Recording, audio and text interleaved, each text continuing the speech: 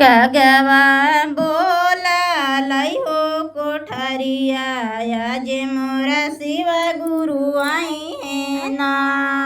कागवा बोला लई हो कोठरिया जे मोरा शिवा गुरु आई है ना। शिशिया सोने के लोटा चरण पखारे लगली ना। जल पानिया चरण पखारे लगली ना। शिशिया चरण पखारली दुखवा गावे लगली ना।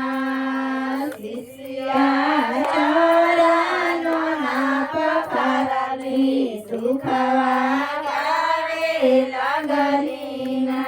शिवा गुरु चलन समझलन दया बरसावे लगलन ना। शिवा गुरु चलन समझलन दया बरसावे लगलन ना। कागवा बोला लई होया करिया जे मोरा शिवा गुरु आई ना।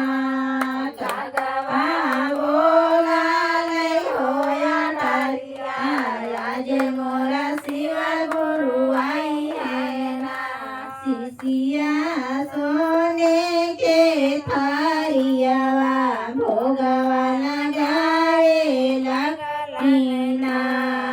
शिशिया छपन रंग पर करवा भोगवा लगावे लगली ना।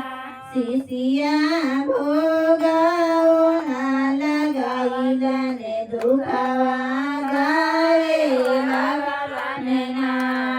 शिशिया भोगवा लगाइलन दुखवा गावे लगलन ना। शिवा गुरु चलन समझलन दया बरसावे लगलन ना।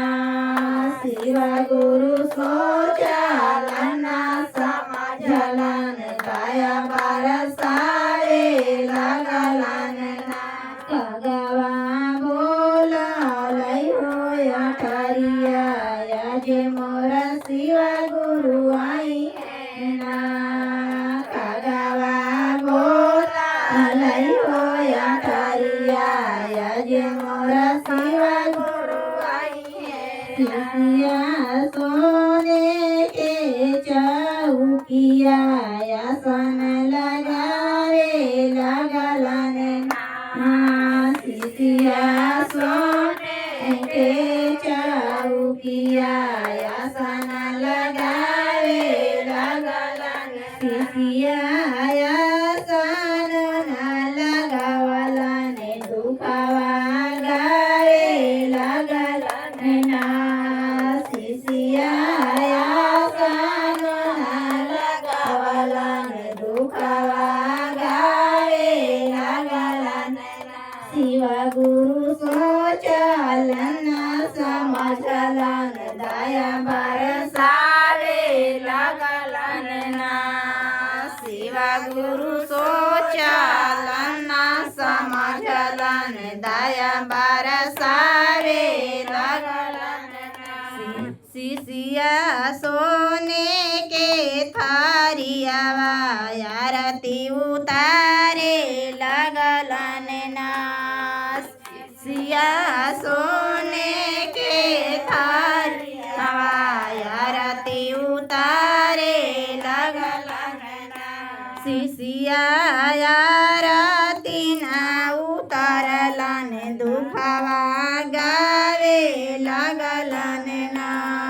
शिशिया आरती ना उतारलन दुखवा गावे लगलन ना। शिवा गुरु चलन समझलन दया बरसावे लगलन ना।